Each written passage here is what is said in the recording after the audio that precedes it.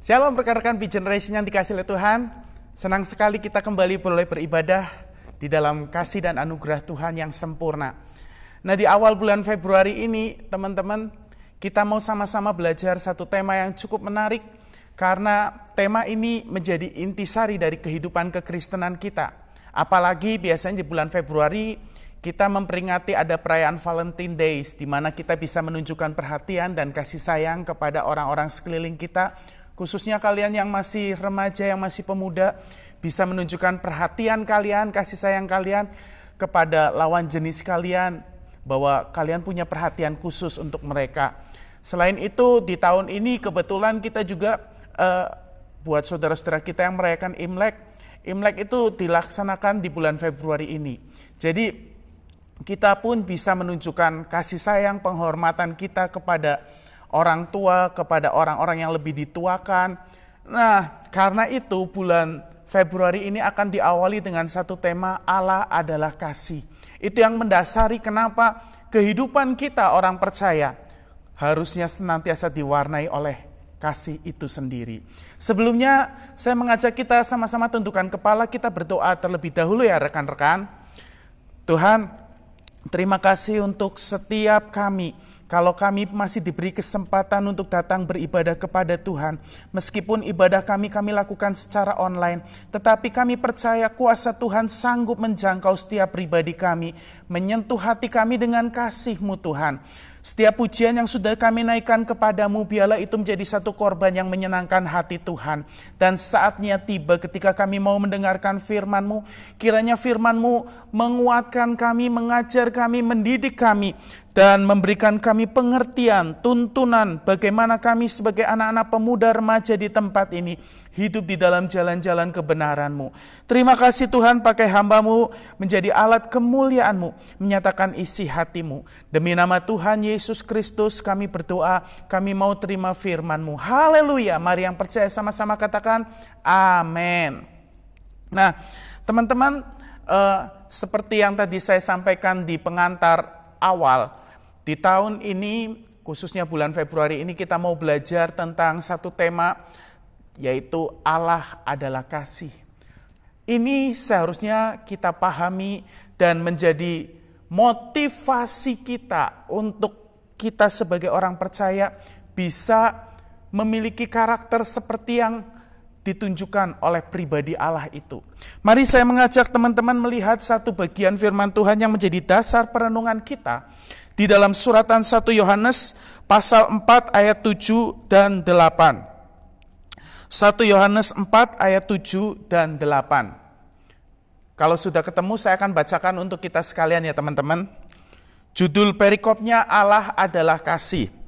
Saudara-saudaraku yang kekasih, marilah kita saling mengasihi, sebab kasih itu berasal dari Allah. Dan setiap orang yang mengasihi lahir dari Allah dan mengenal Allah. Barang siapa tidak mengasihi, ia tidak mengenal Allah, sebab Allah adalah kasih.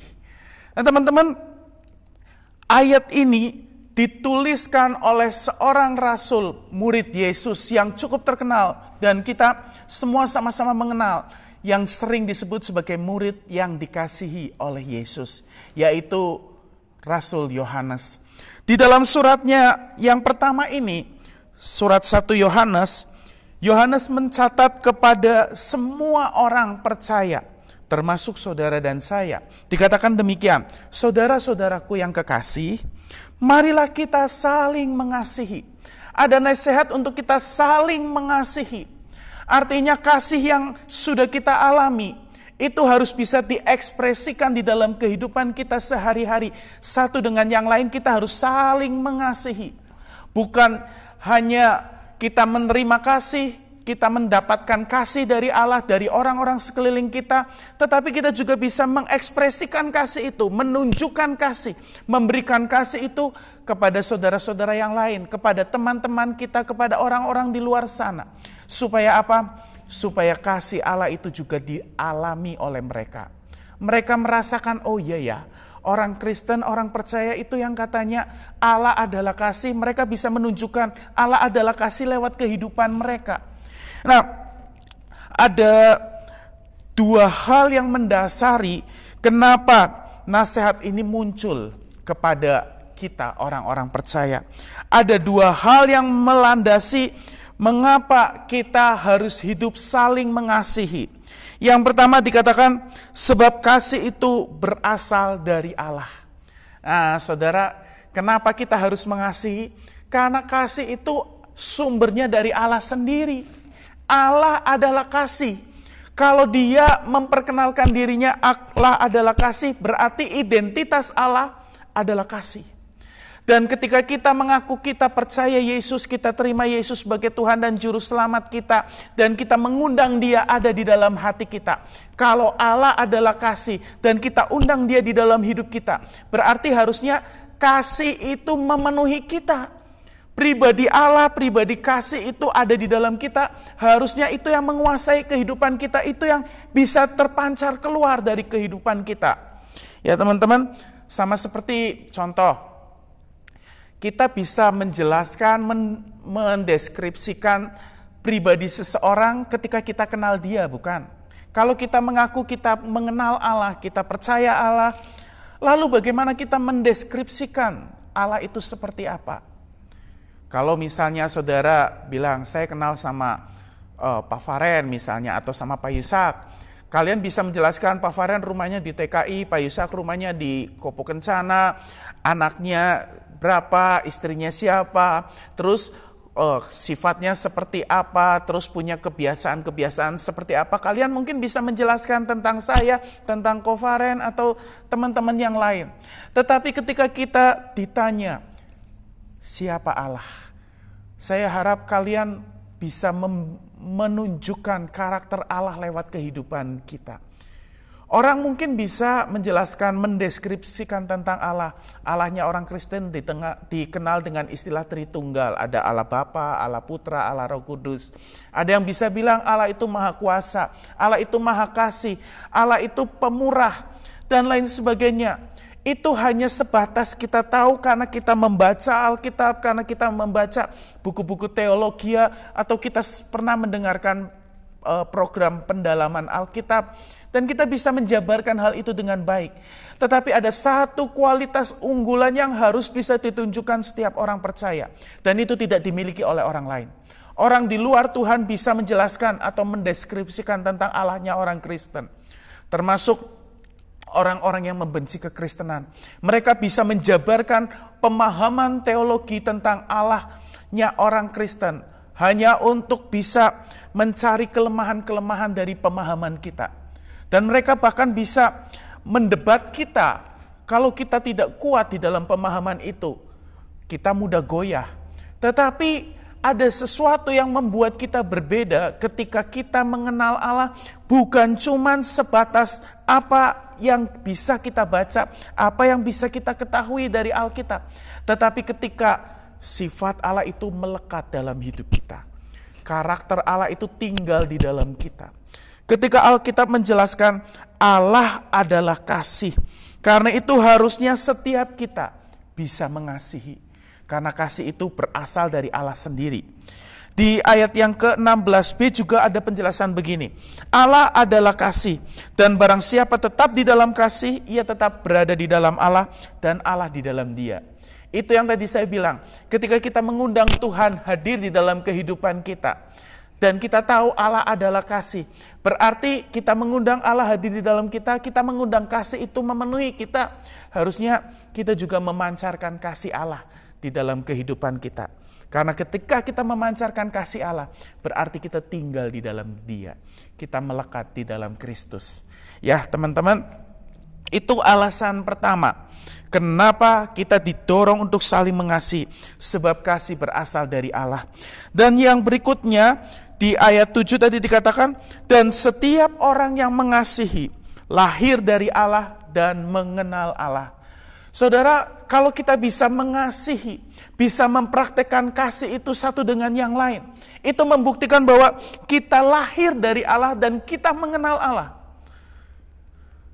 Kalau kita baca surat Injil Yohanes, Injil Yohanes pasal 1 ayat yang ke-12, orang-orang yang menerimanya diberinya hak menjadi anak-anak Allah, yaitu mereka yang percaya dan menerima Yesus sebagai Tuhan dan Juru Selamat, yang percaya dalam namanya. Ketika kita menjadi anak-anak Allah, kita mulai dibawa kepada pengenalan akan siapakah Allah itu. Tadi di ayat 16b kan dibilang Allah adalah kasih, barang siapa berada di dalam kasih, ia tetap di dalam Allah. Ketika kita percaya, kita undang Yesus tinggal di dalam hati kita, kita menjadi bagian dari keluarga Allah. Dan ketika kita menjadi bagian dari keluarga Allah, Allah tinggal di dalam kita, kita terhisap menjadi bagian dari tubuh Kristus, terhisap sebagai bagian dari keluarga Allah. Ada satu ciri khas yang harusnya melekat dalam hidup kita, yaitu kasih. Dan kasih itu harus diawali di tengah komunitas orang percaya. Karena penulis surat Petrus pernah mengatakan gini, kita harus menambahkan kepada iman kita kebajikan, dan kepada kebajikan itu pengetahuan, kepada pengetahuan itu kesalehan, dan seterusnya sampai akhirnya kasih kepada saudara-saudara dan kasih kepada semua orang. Itu sebagai puncak sifat ilahi yang harus muncul di dalam kehidupan iman orang percaya. Artinya, kasih itu benar-benar harus terekspresi di dalam kehidupan saudara dan saya. Coba kita renungkan, selama ini, sudahkah kita bisa mengekspresikan kasih, menunjukkan kasih itu satu sama lain? Kita nggak usah bicara sama orang dengan orang di luar sana, dengan saudara-saudara seiman dulu. Bisakah kita saling mengasihi? Ataukah masih ada yang saling gontok-gontokan, saling benci, saling tidak menyapa satu sama lain? Kalau kita udah bisa saling mengasihi satu dengan yang lain, baru kita bisa mengasihi orang di luar sana, orang-orang yang belum mengenal Tuhan. Mereka rindu loh untuk mengenal kasih Allah, dan itu bisa diketahui lewat keberadaan saudara dan saya. Jadi mari tunjukkan kasih itu, baik kepada saudara-saudara seiman. Kalau sudah bisa mengasihi saudara-saudara seiman, kita juga wajib mengasihi orang-orang di luar sana. Mengekspresikan kasih Allah dalam hidup kita, supaya mereka juga kenal akan Allah yang adalah kasih itu lewat hidup saya dan saudara. Nah, yang menjadi persoalan teman-teman, ketika kekristenan dikenal dengan ciri khasnya yang adalah kasih. Tadi saya sempat bilang kan bahwa nasihat dari Rasul Yohanes dalam suratnya ini, marilah kita saling. Saling itu berarti kan ada timbal balik, bukan cuma satu pihak. Aku mengasihi engkau, aku mengasihi engkau, aku mengasihi engkau, tapi kita pihak lain itu tidak pernah membalas kasih kita. Itu kasih yang satu pihak, bukan saling. Tapi kata saling mengasihi, saling menguatkan, saling membangun, itu ada timbal balik. Saya menguatkan dia, saya mengasihi dia, dia juga menguatkan saya, dia mengasihi saya. Ada timbal balik. Dan kekristenan tidak pernah mengajar kita untuk jadi orang yang egois. Hanya menerima kasih, tapi nggak pernah menyalurkan kasih Allah. Mengasihi saudara kita yang lain. Jadi kalau nasihat ini mengatakan marilah kita saling. Yuk kita ekspresikan itu dalam hubungan kita sebagai saudara-saudara seiman, sebagai rekan-rekan di dalam Kristus. Ya. Di Timur Tengah sana dikenal ada satu laut yang disebut Laut Mati. Dia hanya menerima aliran-aliran air dari sungai-sungai atau laut yang lain. Tapi dia berhenti pada dirinya sendiri, tidak pernah menyalurkan kepada yang lain. Dan katanya Laut Mati itu kadar garamnya paling tinggi. Tidak ada kehidupan di sana. Kenapa? Karena dia hanya menerima, tidak pernah menyalurkan kepada yang lain. Kalau kita jadi orang-orang egois, kita ibarat seperti Laut Mati. Tidak memancarkan kehidupan. Karena semua kita maunya ke kita semua. Tapi coba kalau kita bisa menjadi saluran. Kita menerima kasih, kita juga menyalurkan kasih itu kepada orang lain. Maka saluran kita ini menjadi saluran yang bersih, dan kita akan terima berkat yang lebih lagi, dipercaya Tuhan lebih lagi. Kita bisa memancarkan kasih Allah lebih lagi kepada orang-orang di sekeliling kita. Ya teman-teman. Nah, Celakanya ketika kita sebagai orang Kristen dikenal sebagai orang yang hidupnya diwarnai dengan kasih, kadangkala sering disalahgunakan, sering dimanfaatin oleh orang-orang tertentu yang sering kali memanfaatkan istilah orang Kristen itu penuh kasih. Orang Kristen itu harus mengasihi katanya. Jadi mereka pengen hidup mereka terus mendapatkan perhatian, mendapatkan kasih dari orang-orang percaya lainnya. Makanya dari awal saya bilang kekristenan itu yang dianjurkan oleh penulis surat Yohanes ini saling mengasihi. Bukan cuman untuk menerima kasih, bukan cuman memberi kasih, tapi ada respon timbal balik, hubungan timbal balik, saling mengasihi. Nah, ketika ada orang-orang yang egois atau orang-orang yang memanfaatkan kasih dari orang percaya lainnya, maka kita perlu belajar dari kehidupan pelayanan Tuhan Yesus. Saya mencatat begini teman-teman di sini, di dalam catatan saya. Ketika Yesus pertama kali datang dalam pelayanannya, datang ke dunia, kemudian dia mulai terjun dalam pelayanan di usianya yang ke-30, usia 30 tahun, dia mulai melayani, memberitakan tentang kerajaan Allah.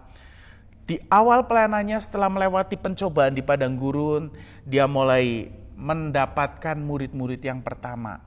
Dia panggil murid-murid yang pertama, setelah itu dia memberitakan Injil kepada orang banyak, dia menyembuhkan orang sakit, menyatakan mujizat, banyak orang percaya kepada dia. Ingat, setiap kali Yesus memanggil seseorang, setiap kali Yesus memberitakan Injil, pada awalnya dia selalu disertai dengan tanda-tanda dan mujizat. Supaya apa? Supaya orang tertarik datang kepada dia. Dan ketika orang tertarik datang kepada dia karena mereka udah melihat, mengalami kasih Allah dalam hidupnya, tapi tidak terus-menerus ngalamin kasih itu. Ada waktunya setelah mereka melihat, mengalami mujizat, ada waktunya. Setelah itu mereka diajar hidup dalam nilai-nilai kerajaan Allah. Diajarkan tentang kebenaran Injil, dasar-dasar kekristenan, apa yang harus mereka lakukan di dalam kehidupan mereka sebagai bagian dari umat kerajaan Allah. Kalau kita lihat Matius pasal 4, pencobaan Yesus dilanjutkan dengan panggilan Yesus kepada murid-murid yang pertama. Itu juga disertai dengan mujizat, bagaimana Yesus ketika memanggil murid-murid yang pertama, dia nyatakan mujizatnya. Juga ketika Yesus melayani orang banyak, ada mujizat, orang-orang yang disembuhkan dan orang lain mendengar dan melihat itu. Mereka mulai percaya kepada Yesus. Setelah itu tidak lama kemudian masuk pasal 5 sampai pasal 7, itu ada pengajaran khotbah di bukit. Di mana Yesus mengajar orang banyak tentang prinsip-prinsip hidup kerajaan Allah. Nah, di sana mereka mulai diajar, mulai dididik untuk bagaimana sebagai orang percaya kita bukan menjadi orang-orang yang egois, tetapi orang-orang yang bisa mengekspresikan kehidupan yang kudus, kehidupan yang benar, kehidupan yang bisa memancarkan kasih Allah di dalam kehidupan kita. Jadi kita bukan cuma menerima saja, tetapi kita juga bisa menyalurkan kasih Allah kepada orang lain. Karena ketika kita belajar God is love, Allah adalah kasih. Tuhan mau kita sebagai orang percaya, sebagai umatnya, kita juga menjadi saluran kasih Allah kepada orang-orang lain. Orang-orang yang belum mengenal kasih Allah itu, kepada saudara-saudara kita seiman. Supaya mereka juga mengalami kasih Allah di dalam kehidupannya. Setelah kita mengalami kasih Allah, Tuhan mau agar kita, saudara dan saya, bisa menyalurkan kasih Allah di dalam kehidupan kita kepada saudara-saudara seiman yang lain, kepada orang-orang di luar Tuhan sana, supaya mereka juga mengalami kasih Allah di dalam kehidupannya.